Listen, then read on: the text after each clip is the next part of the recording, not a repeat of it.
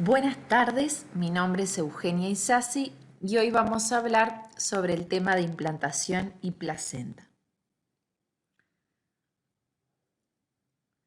Los objetivos de la clase de hoy van a ser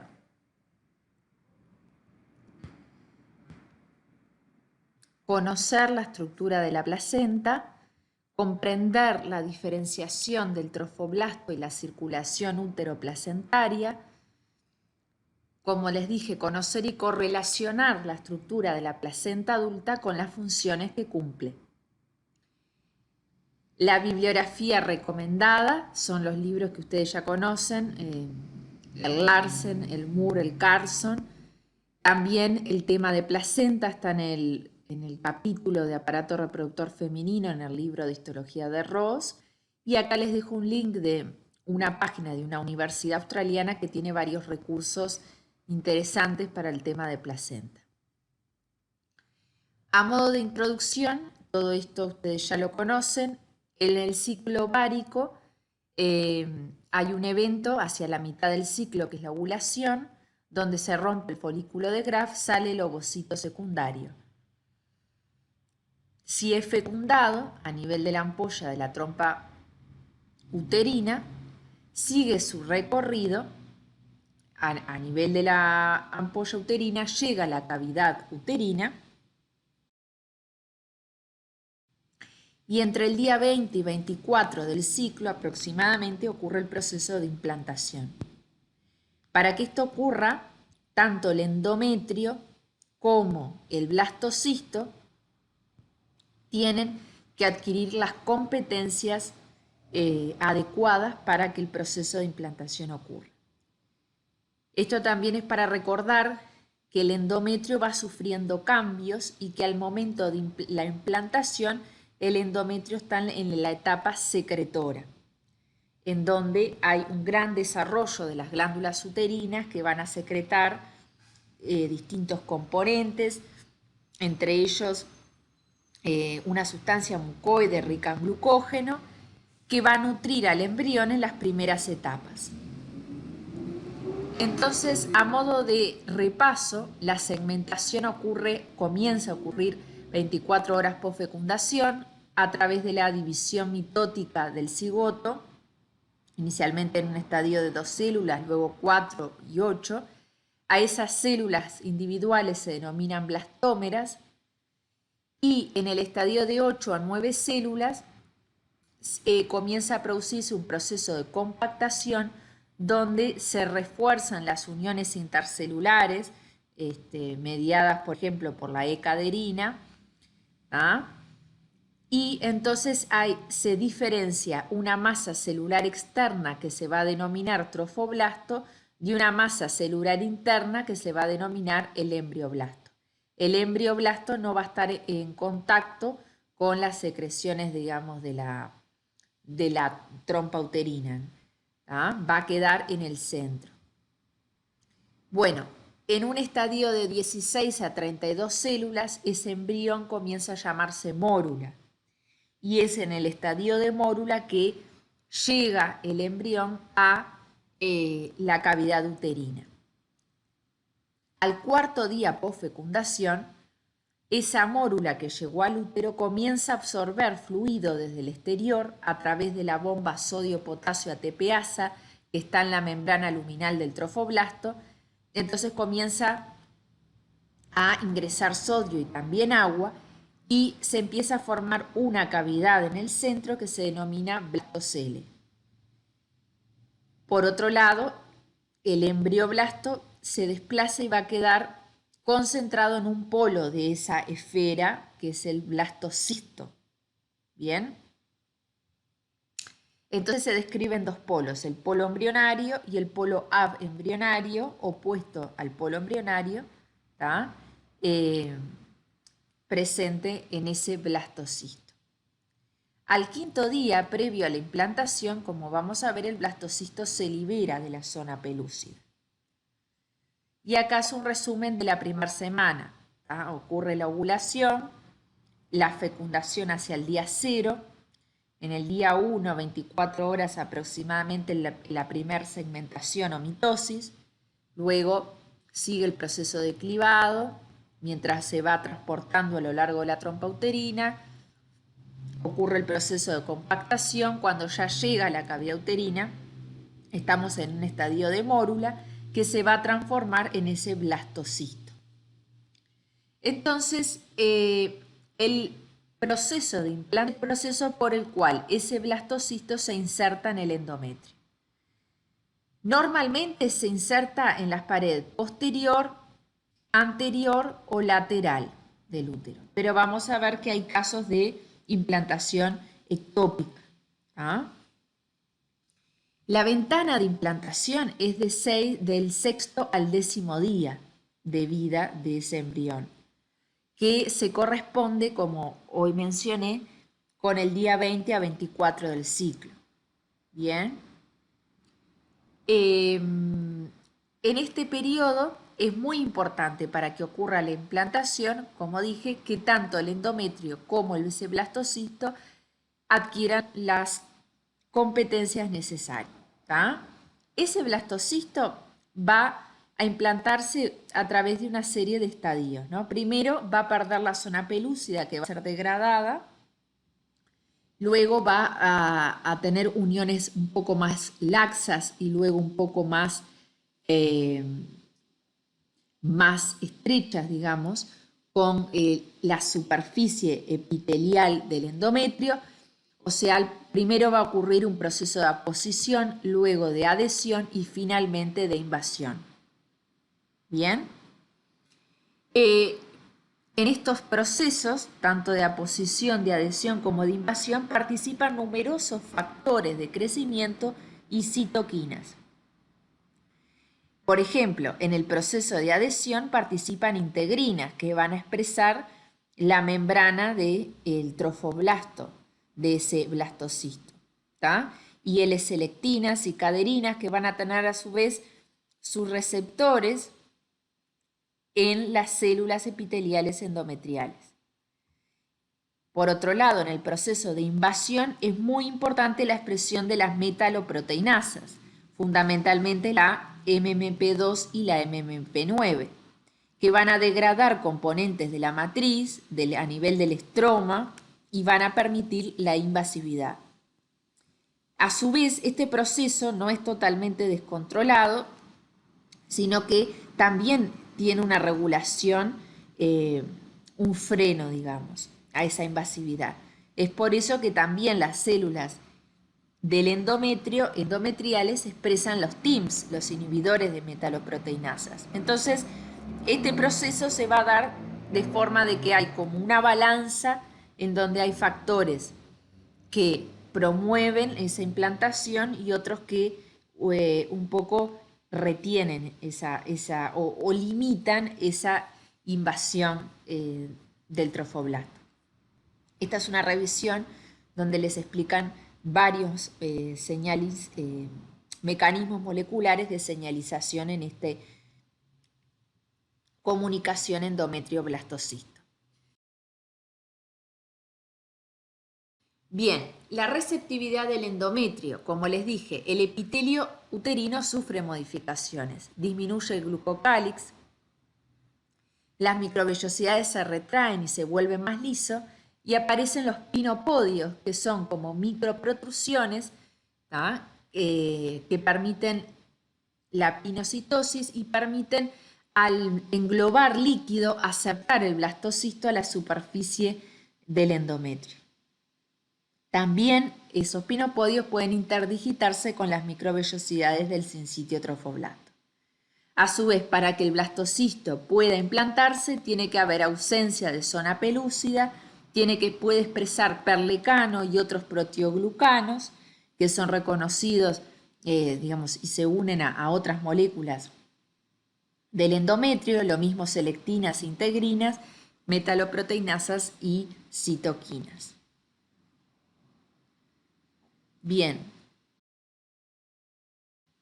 este es otro esquema en donde ven también que El trofoblasto también libera la hormona gonadotrofina coriónica humana y la interleuquina 1 beta, que también son importantes en este proceso.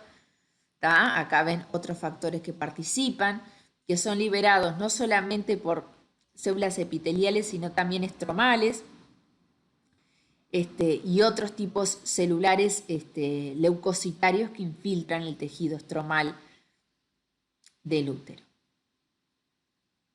Bien, entonces la implantación comienza en el 6º día y culmina en el 9º día. ¿Cómo comienza? Comienza a partir del polo embrionario, donde el trofoblasto contacta las células del endometrio, rápidamente prolifera e invade. ¿Tá? Para ello son importantes la acción de enzimas proteolíticas, como por ejemplo la de las metaloproteinasas. A su vez, ocurre que el trofoblasto se diferencia en dos capas, el citotrofoblasto y el sincitio trofoblasto. Pero va a ser el sincitio trofoblasto el que va a tener actividad endocrina, es decir, va a producir estrógenos, progesterona, la hormona gonadotrofina coriónica humana, lactógenos placentarios, etc. Entre el cito y el sincitio trofoblasto hay una serie de diferencias. Acá en verde más oscuro ven el citotrofoblasto. En esta capa del trofoblasto lo que se ven son células que están en división, son células mitóticamente muy activas, en donde hay límites celulares entre ellas, tienen en general un solo núcleo por célula, y esas células son las que se van a fusionar para formar la masa protoplasmática, digamos, que es el sincitio trofoblasto, donde hay muchos núcleos y un citoplasma abundante que contiene muchas vesículas de pinocitosis y de endocitosis, ya que a través de él se va a dar el intercambio de sustancias con el. Bien, otras diferencias, bueno, son esas que les dije, la actividad hormonal, la actividad mitótica, el sincitio trofoblasto no tiene, sino que se origina a partir del citotrofoblasto, entonces no prolifera. Bien, acá ven entonces en el día 7, lo que comienza a formarse, que es embrioblasto, se divide en dos capas. Entonces se va a formar un disco germinativo bilaminar. Va a haber una capa que se llama epiblasto, que va a ser de células columnares más altas, y otra capa de células cúbicas más bajas que se va a llamar hipoblasto. ¿Ah? Bien. Este va a ser un embrión, entonces, plano bilaminar. En el día 8 lo que comienza a ocurrir es que se empieza a formar una cavidad a nivel del epiblasto. ¿Tá? Esa cavidad, como ven acá, ya al día 9 se va a transformar en la cavidad amniótica, que va a estar rodeada por células derivadas del epiblasto, ¿tá? Que se van a llamar células del amnios. Por otro lado, el hipoblasto, que está acá en amarillo, va a sufrir, bueno, va a migrar y va a comenzar a recubrir la superficie interna de este blastocele y va a formar el saco vitelino primitivo. Por otro lado, observen que ya al día 9 el embrión está completamente embebido en la mucosa endometrial y hay un coágulo de fibrina que sella la entrada. Por otro lado, observen que en este sincitio trofoblasto, que se ve de color verde más claro, hay unas especies de lagunas, ¿tá? Y esas lagunas van a tener tanto contenido de las glándulas endometriales como también vamos a ver sangre materna a partir de capilares que se dilatan y se fusionan con esas lagunas. Acá vemos una imagen, ¿tá? De un disco embrionario bilaminar. Bien, acá lo que es un estadio un poquito más avanzado, ahora lo vamos a ver. Bien, si yo les muestro este video es para ver los procesos que ocurren entonces en la implantación aproximadamente desde el día 6 al día 9, ¿tá? Cómo va creciendo el cito y el sincitio trofoblasto y se engloba completamente dentro del endometrio ese blastocisto. Bien, esto ya lo mencionamos. El hipoblasto da lugar al saco vitelino primitivo, forma la membrana de Heuser o endodermo del saco vitelino y que además se forma el amnios a partir del epiblasto. ¿Ah? ¿Qué pasa más posterior? O sea, ¿qué pasa hacia los días 10, 11, 11, 12, 12, 13? Bueno, hacia el día 10, 11 comienza a aparecer otro tejido que se llama mesodermo extraembrionario a partir de esa membrana de Heuser. Entonces, ese mesodermo extraembrionario va a rodear todo lo que era el saco vitelino primitivo y también la región del amnios. Bien, luego ese mesodermo extraembrionario comienza a formar cavidades en su interior, ¿tá? Y que coalescen y forman entonces una cavidad única que va a ser la cavidad coriónica o exocelómica, que va a dividir a ese mesodermo extraembrionario en dos capas, una somatopleural y una que va a estar en contacto con el saco vitelino, esplagnopleural.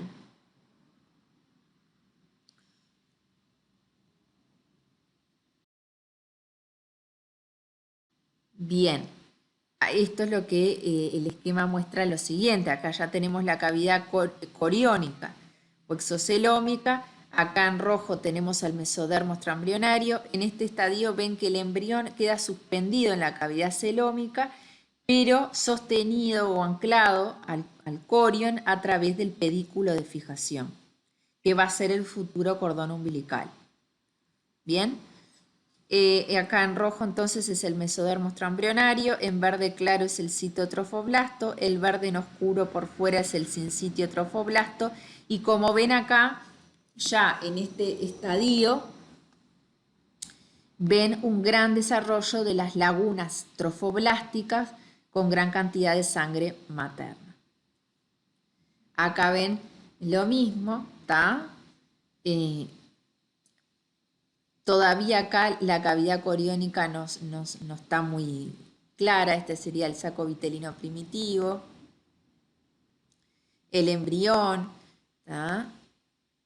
Acá sería el sincitio trofoblasto y acá el citotrofoblasto. Bien. Bueno, y acá entonces los cambios que acontecen en la segunda semana, ¿tá? La formación entonces de ese mesodermo extraembrionario, la cavidad coriónica, acá la cavidad coriónica, bien, y bueno, queda entonces ese mesodermo extraembrionario, va a estar rodeando absolutamente todo en contacto de hecho con el citotrofoblasto, ¿tá? Y al mesodermo extraembrionario más el trofoblasto se le va a llamar corión. Bien, la implantación anormal o embarazo ectópico ocurre cuando se da esa implantación fuera del útero. En la mayor parte de los casos, el 94%, ocurre en el oviducto, pero también puede ocurrir en otros sitios, como es el ovario, el intestino, la pared del peritoneo, etc. Puede tener varias causas: problemas en el transporte a través del oviducto, el epitelio uterino dañado, una zona pelúcida que se pierde tempranamente, ¿bien? Y en general cuando ocurre este tipo de embarazo ectópico, el embrión espontáneamente se muere y se desprende, o en otros casos hay que extraerlo quirúrgicamente. Bien, ahora vamos a ver qué pasa con el endometrio materno. Bien, ¿qué es la reacción decidual? Bueno, son los cambios morfológicos que sufre ese endometrio producto de la implantación del blastocisto y va a depender de los niveles de estrógenos y progesterona secretados por el cuerpo lúteo. ¿Se acuerdan que cuando hablamos en el teórico de útero, yo les dije que en la fase secretora el útero sufre una especie de predesidualización, o sea, las células estromales ya sufren modificaciones a causa de los niveles de progesterona y estrógenos del cuerpo lúteo. ¿Ah? Bien. Y también va a depender de los factores secretados por el blastocisto. ¿Ah? La reacción decidual comienza en el sitio de implantación y luego se extiende.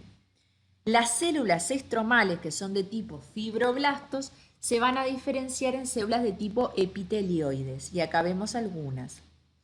Con un citoplasma eosinófilo son células poligonales con un núcleo eucromático central y van a acumular en el citoplasma glucógeno.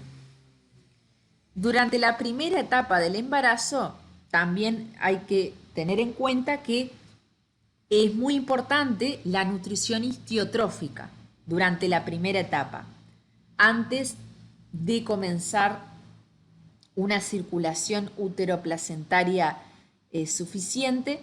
Inicialmente ese embrión se alimenta por difusión a partir de moléculas, en su mayoría de moléculas secretadas por las glándulas uterinas. Conforme va desarrollándose la placenta y esa circulación uteroplacentaria que intercambia nutrientes con la circulación del feto, esas glándulas se hacen más finas y aplanadas. Por lo tanto, como vamos a ver, la nutrición histiotrófica a partir de componentes de las glándulas endometriales ocurre únicamente tempranamente en el desarrollo. ¿Tá? A su vez, el endometrio también sufre otros cambios, como es la infiltración de linfocitos, cambios en la matriz extracelular. Bien, esa decidua, que va a ser ese endometrio modificado, según la relación con el sitio de implantación, se va a denominar decidua basal. Es el endometrio que va a estar en contacto con ese trofoblasto, básicamente, que estuvo, digamos, en el sitio de implantación. La decidua basal va a ser la que va a formar junto con el corion velloso, y la placa fetal va a formar la placenta madura. Luego, cuando vemos acá, ese embrión, a medida que va creciendo, va a ir ocupando más volumen dentro de la cavidad uterina.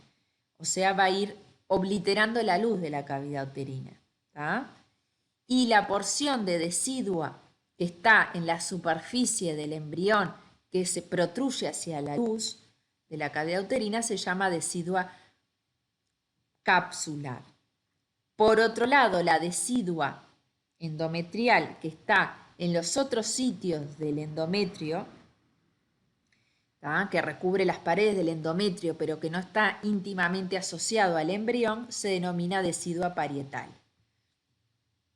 Hacia el final del tercer mes, el feto ya crece tanto que oblitera la luz uterina, y eso hace que la decidua capsular se fusione con la decidua parietal. Concomitantemente con esto también va a ocurrir que ese corion, que inicialmente va a rodear todo el embrión, va a tener una porción que se va a llamar el corion liso o leve y otra porción que se va a llamar el corion frondoso. ¿Tá?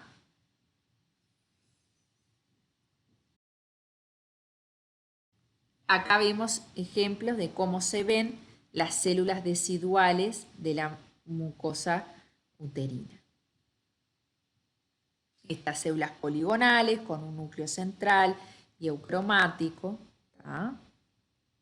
y citoplasma eosinófilo. Bien, en el desarrollo placentario participan distintos procesos y hay distintos estadios. Hay un estadio prelacunar, que es entre el día 6 y el 9, un estadio lacunar entre el 9 y 13, luego con el comienzo hacia el día 13 de la aparición de las vellosidades, y luego ya la formación de la placenta madura. ¿Ah? Bien, la circulación uteroplacentaria va a comenzar en la segunda semana, hacia el 9º día. Ocurre durante el periodo lagunar o lacunar, es cuando el sincitio trofoblasto tiene estas lagunas maternas, ¿va? Esto ocurre hacia el día 9, en donde los sinusoides maternos van a irse y fusionarse de alguna manera con esas lagunas trofoblásticas. Y esto ocurre también porque la invasión, la invasión de ese endometrio durante la implantación, la invasión del embrión no solamente es intersticial, sino también puede ser endovascular. Es decir, el trofoblasto puede también invadir los vasos sanguíneos. ¿Tá? Bien.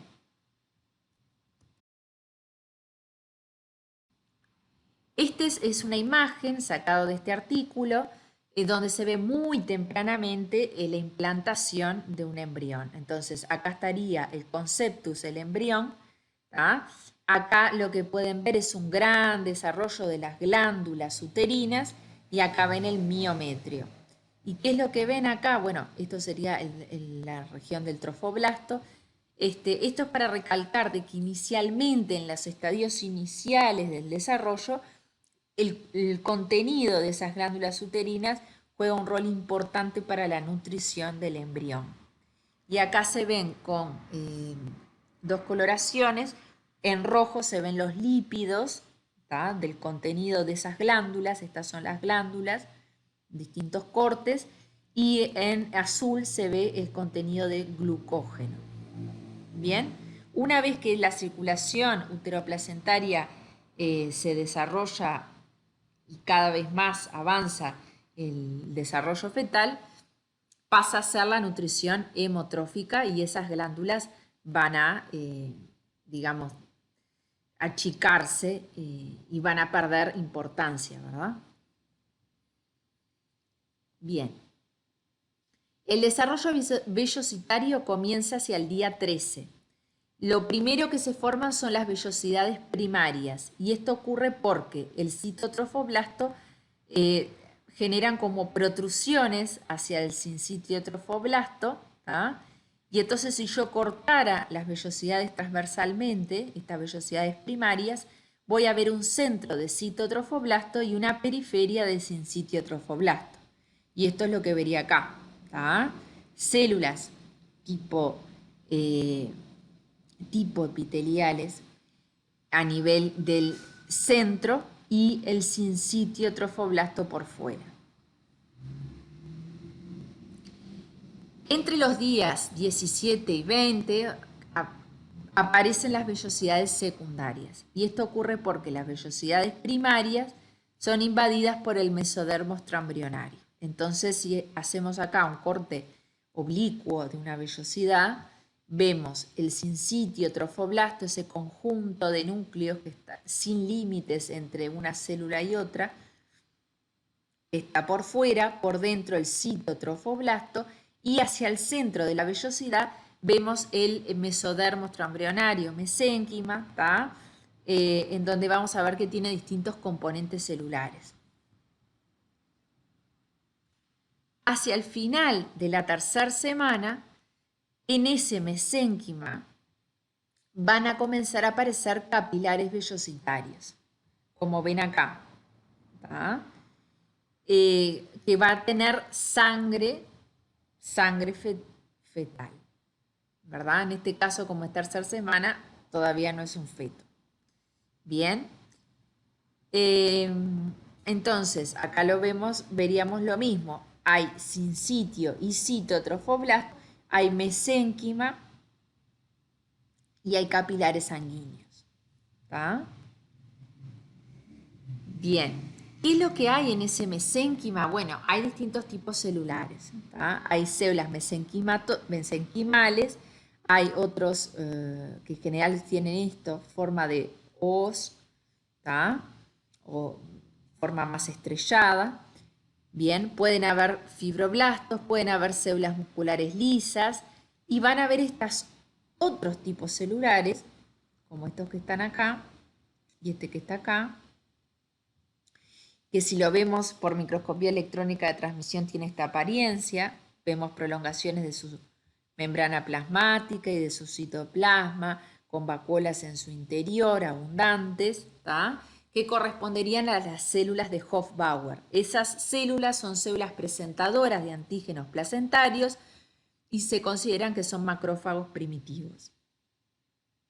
Realizan numerosas funciones, entre ellas la fagocitosis, la secreción de citoquinas y factores que estimulan la angiogénesis, vasculogénesis, reacciones inmunitarias locales. Participan también, muy importantemente, en la tolerancia materno-fetal, porque no hay que olvidarse de que para la madre ese feto o embrión es como un halo injerto, porque tiene la mitad de su contenido genético que es exógeno a la madre, que corresponde al contenido genético del padre, ¿verdad?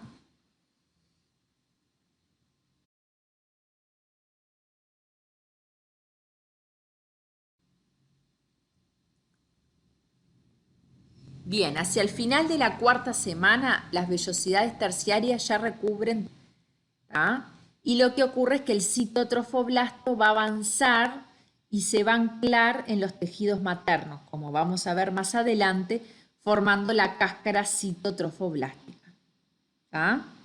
Ya durante el segundo mes, las vellosidades coriónicas que están del lado abembrionario van a degenerar, formando el corión liso o corión leve, mientras que en el polo embrionario sufre lo opuesto. Esas vellosidades van a crecer aún más, se van a ramificar aún más y se van a dilatar formando el corión frondoso. A partir de ahora, ya a partir del segundo y tercer mes, la única porción del corión que participa en el proceso de intercambio es el corión frondoso junto con la decidua basal, que van a formar la placenta. Bien, la placenta madura es un órgano, como ustedes saben, transitorio, presente o comienza a formarse en la implantación y se desprende con el alumbramiento. Las características de la placenta humana es que es vellosa por la gran cantidad de vellosidades coriónicas, es discoide en su forma discoide, las vellosidades se disponen en superficie de discoide, es decidual por los cambios deciduales, la reacción decidual que sufren las células endometriales maternas, es hemocorial porque directamente el trofoblasto está en contacto con la sangre materna, y es corioalantoidea porque se fusiona el corión con el alantoides. El alantoides es una estructura vestigial en los humanos, pero tiene una relevancia más importante en la excreción, sobre todo de desechos nitrogenados en las aves y los reptiles. Entonces, esto es simplemente de izquierda a derecha la evolución de la placenta a lo largo del tiempo, ¿tá? La formación de las vellosidades primarias, de las vellosidades secundarias, de las vellosidades terciarias, ¿tá? Luego la formación de vellosidades libres y otros troncos vellosos que se ramifican, ¿tá? Como también esas vellosidades van a estar, o sea, el citotrofoblasto va a estar en contacto con la decidua basal y va a formar las cáscaras citotrofoblásticas, ¿tá?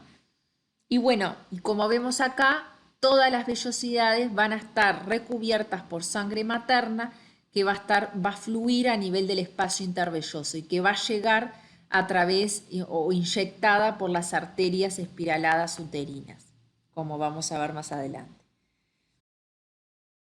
En esta imagen lo que vemos es todo esto es la porción fetal, digamos, y todo esto es la porción materna. Acá vemos células deciduales, eosinófilas de núcleo central, poligonales, y acá vemos la cáscara citotrofoblástica que está en contacto con la decidua materna. Vemos las vellosidades con el mesodermo extraembrionario en su interior, ¿tá? Y con el cito y sincitio trofoblasto. Bien, la placenta cumple numerosas funciones. Entre ellas se encuentran el intercambio de productos metabólicos y gaseosos entre la circulación materna y fetal. Cumple función de nutrición, de respiración y de excreción. ¿Por qué? Bueno, porque por un lado la madre va a recibir el dióxido de carbono del feto y también va a recibir sustancias de desecho como la urea, el ácido úrico, la bilirrubina, ¿tá?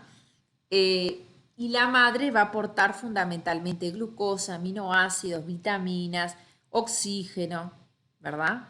A ese embrión o feto.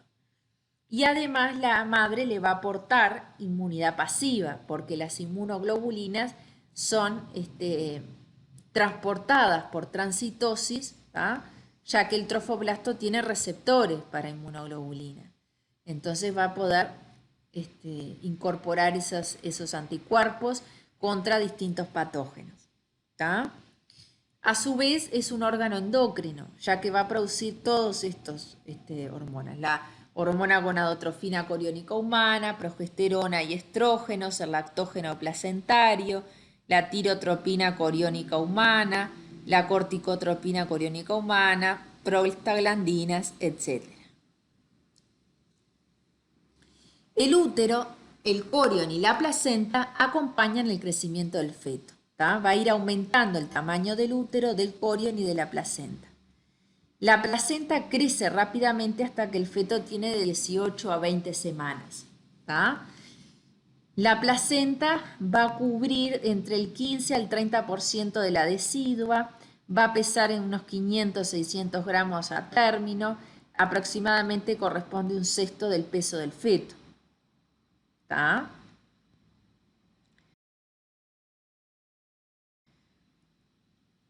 Bien, si vemos ya la de la placenta madura, vamos a ver que tiene una placa fetal y una placa materna. ¿Tá? En la placa fetal, en la porción fetal, lo que vamos a ver es el corión frondoso, ¿tá? Bien desarrollado. ¿Tá?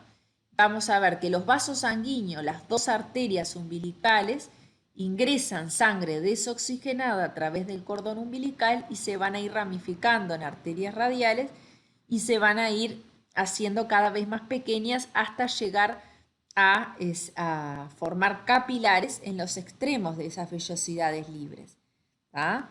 Y luego hay un retorno de sangre oxigenada que va a confluir en una vena única, vena umbilical.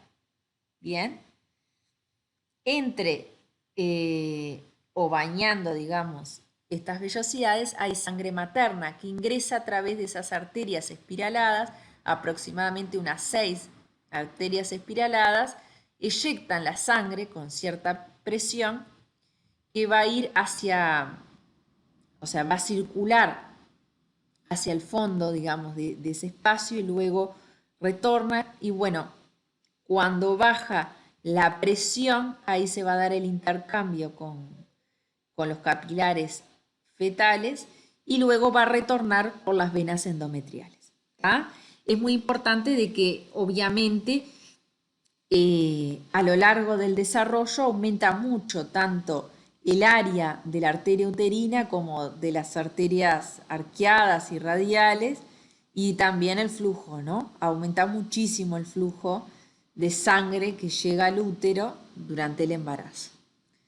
Bien, a su vez, como ven acá, en la placa materna, que está formada por la decidua basal, que lo ven acá en rosado, va a empezar a formar unos tabiques. ¿Tá? Esos tabiques deciduales entre el cuarto y el quinto mes separan al espacio intervelloso en cotiledones. ¿Tá? Pero como ven, esos tabiques no llegan hacia la placa fetal. Entonces la sangre materna en realidad que va a poder pasar de un compartimiento a otro. ¿Tá? La placenta queda entonces dividida en 15 a 25 cotiledones. Bien. Bien. Si observamos macroscópicamente la placenta desde la cara materna, podemos ver la subdivisión de los cotiledones o lóbulos placentarios. Cada uno va a tener uno o más de un tronco velloso con sus ramificaciones y vellosidades libres. Desde la cara fetal lo que se ve es la inserción del cordón umbilical, que mide entre 50 a 60 centímetros, que va a tener los vasos sanguíneos umbilicales rodeados por la gelatina de Wharton, como vamos a ver después. Bien, microscópicamente, como dijimos, el tronco velloso va a generar ramificaciones y vamos a ver que hay algunas vellosidades que se van a anclar a la placa materna, que se van a llamar vellosidades ancorantes, y otras que van a quedar libres entre los espacios intervellosos. Bien. Por otro lado, ven que la decidua materna está completamente rodeada de citotrofoblasto, excepto en la región por donde ingresan las arterias espiraladas uterinas. ¿Está? Bien. Este es otro esquema para ver las vellosidades ancorantes o de anclaje y las vellosidades libres. Y cómo se hace esto cada vez más ramifican esas vellosidades, cómo se ramifican. Acá tienen vellosidades placentarias del segundo al cuarto mes y acá vellosidades placentarias después del cuarto mes. Bien. Acá vemos una preparación histológica donde vemos el mesodermo extraembrionario, vemos la base de las vellosidades, vemos el espacio intervelloso, que sería todo esto. Esas vellosidades tienen un eje de mesodermo extraembrionario, que va a tener algunos vasos sanguíneos. Y como ven, una característica fundamental es que a medida que va creciendo el feto y madurando esa placenta, el espesor de la pared de esas vellosidades se va haciendo cada vez más fino. Bueno, a nivel de la placa fetal, nos vamos a dar cuenta que estamos en la placa fetal cuando vemos que hay un epitelio cuboideo simple, que correspondería al amnios, porque algo que no dijimos es que cuando el embrión se pliega, ese amnios pasa de ser una cavidad dorsal a ser una cavidad que se extiende y rodea completamente al embrión y el feto, y también va a rodear a lo que sería el cordón umbilical y la placenta. Entonces, ese epitelio cuboideo simple lo vemos por fuera en la placa fetal, luego vemos el mesodermo extraembrionario, y podríamos ver citotrofoblasto y sincitiotrofoblasto. Como vamos a ver, el cito y el sincitiotrofoblasto, a medida que va madurando, el citotrofoblasto va a desaparecer. Y eso lo vamos a ver un poco más adelante. En la porción materna de la placa basal, lo que vamos a ver es, acá se ve el estrato basal, acá se ven las vellosidades, acá se ven los troncos vellositarios, y en esta placa basal lo que se ven son las células deciduales, bien eosinófilas, poligonales, que como ven tienen un glucocáliz bien desarrollado, por eso también vemos que las membranas se marcan con la coloración de paz. Bien, la circulación de la placenta ya les había comentado hoy, ¿no? Que de 8 a 100 arterias espiraladas atraviesan la lámina decidual, ingresan hacia los pasos intervellosos, que expulsan la sangre hacia la profundidad de los espacios intervellosos, y al disminuir la presión de la sangre fluye de retorno desde la lámina coriónica hacia la decidua, donde ingresa por las venas endometriales. Hay aproximadamente unos 150 mililitros de sangre en los espacios intervellosos que se recambia 3 a 4 veces por día. Bien, La sangre materna y fetal están separadas a nivel de la placenta por la barrera hematoplacentaria. Inicialmente, antes del cuarto mes, esa barrera hematoplacentaria está formada por múltiples capas y tiene un grosor de unas 20 micras. Esas capas son, ¿tá? Si vamos desde afuera hacia adentro, por el sincitio trofoblasto, ¿verdad? Acá habría sangre materna. Luego tenemos sincitio trofoblasto, citotrofoblasto, el mesodermo extraembrionario y los capilares sanguíneos. ¿Tá? En verdad sería sincitio trofoblasto, citotrofoblasto, lámina basal, tejido mesenquimal, lámina basal del endotelio y célula endotelial. Desde el cuarto mes desaparece el citotrofoblasto y el sincitio trofoblasto se adelgaza. Entonces van a haber dos sitios de placas, donde la membrana es muy fina, y sitios que se llaman nidos, donde se acumulan los núcleos del sincitio trofoblasto. En ese caso, el endotelio de los capilares se pone en íntimo contacto con la membrana del sincitio trofoblasto, con la membrana sincitial, con el sincitio trofoblasto, lo cual permite disminuir el grosor de esa barrera hematoplacentaria aumentando el índice de intercambio. Entonces acá vemos en un estadio maduro, vemos que la pared es mucho más fina, vemos sectores donde se acumulan núcleos que son los nodos sincitiales. Vamos a ver el mesodermo, mesénquima extraembrionario con los capilares sanguíneos. Todo este sitio es el espacio intervelloso ocupado por sangre materna. Bien. Y en el estadio muy temprano vemos que la pared es un poco más gruesa porque ya habría sincitio y habría citotrofoblasto. ¿Ah? Y entonces, claro, a medida que el feto necesita más cantidad de nutrientes porque va a aumentar y mayor tasa de intercambio, ¿no?, de oxígeno y de dióxido de carbono, se necesita una membrana más fina, de alguna manera, para que ese intercambio sea más eficiente. Bien. Acá vemos unas micrografías electrónicas de tracción de lo que es la barrera placentaria. ¿Ah? Por ejemplo, esta es una imagen del Moore y acá es otra imagen del libro del Ross. ¿Ah? Acá ven sangre materna, dos eritrocitos. Ven el sincitio trofoblasto que tiene muchísimas vesículas en su interior porque realiza mucha endocitosis y también pinocitosis, ¿tá? Y tiene también microvellosidades en su membrana. Entonces, las moléculas deben atravesar ese sincitio trofoblasto, atravesar la lámina basal del trofoblasto, el tejido conjuntivo o mesenquimal del interior de la vellosidad, luego la lámina basal del endotelio, la célula endotelial y finalmente acá estaría la sangre fetal.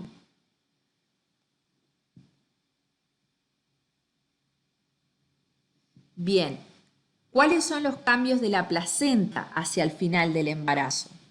Bueno, hay un aumento del tejido fibroso en el centro de las vellosidades, hay mayor grosor de la membrana basal de los capilares fetales, hay obliteración de los capilares pequeños vellositarios, se empieza a depositar, que es esto que ven como en un rosadito fuerte, una sustancia fibrinoide en la superficie de las vellosidades y eso se denomina la estría de Rohr, o a nivel de la placa fetal se denomina la estría de Langhans y a nivel de la placa materna la estría de Nitabuch.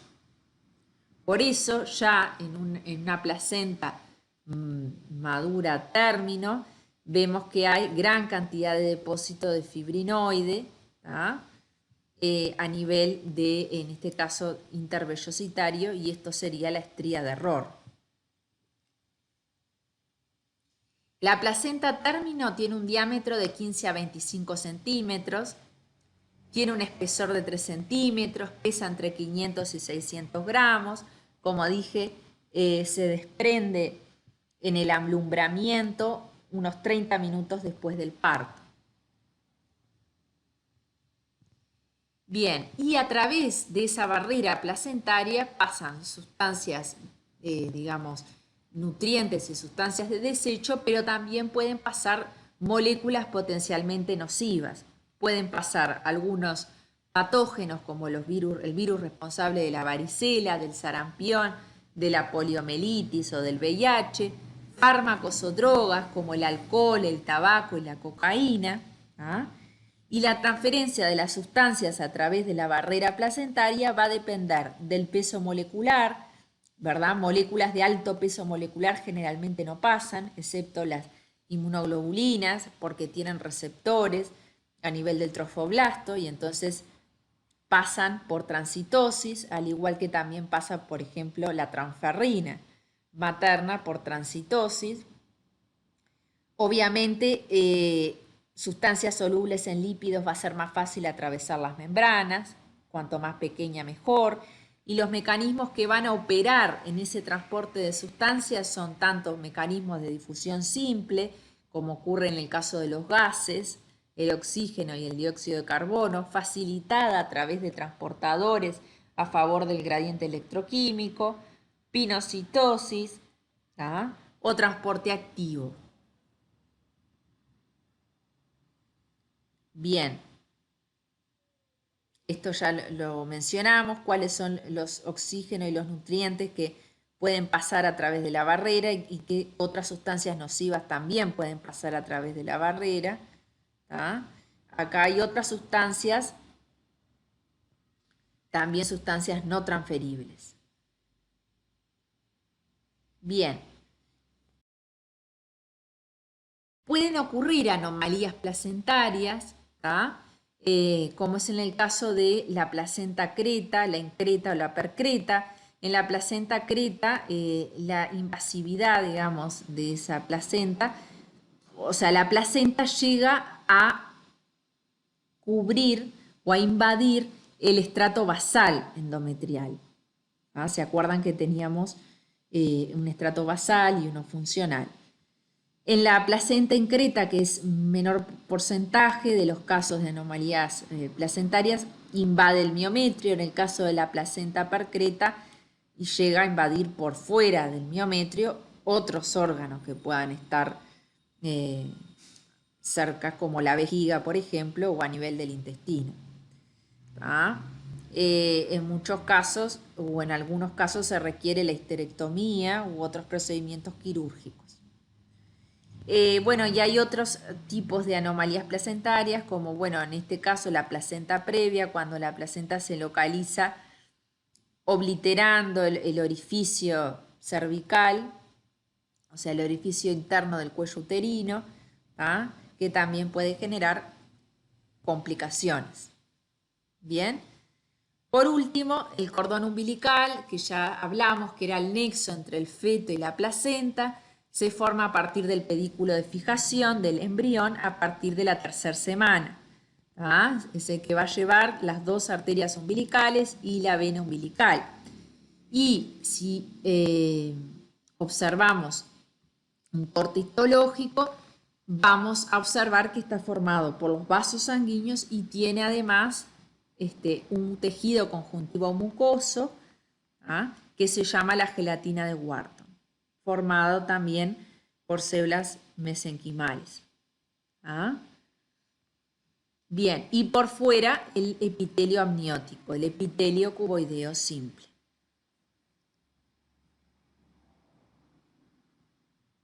Acá vemos en esta imagen cómo ocurre el plegamiento del embrión, lo que yo les contaba hoy.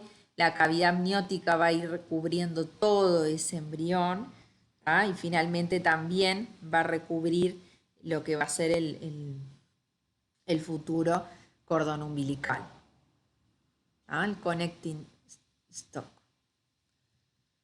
Bueno, muchas gracias. Espero que les haya servido la clase de hoy.